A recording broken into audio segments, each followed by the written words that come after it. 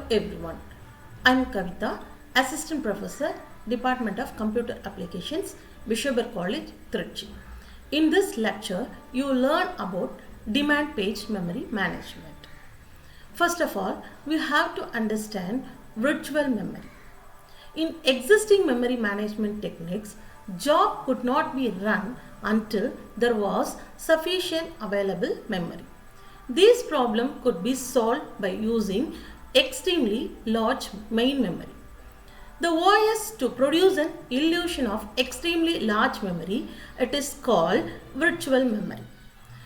There are two virtual memory techniques such as demand paged memory management and segmented memory management.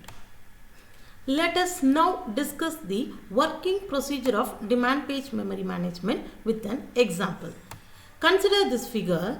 3 jobs are loaded in main memory.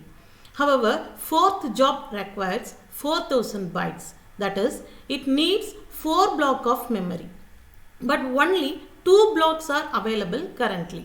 Hence, operating system can load only 2 pages of job 4. To handle this case, page map table is useful to indicate status of the page. If the status is Y means then it is allocated in the main memory. If the status is N, then it is not allocated in the main memory and OS generates a page interrupt.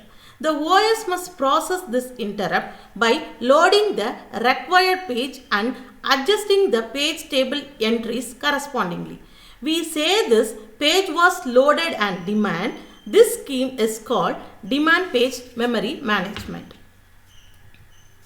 Let us now discuss about thrashing. There are 2 actions performed in this technique such as swap in, swap out.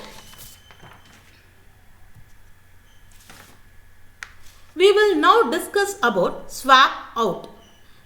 The pages are temporarily removed from physical memory and copied onto the secondary storage device. It is namely called swap out.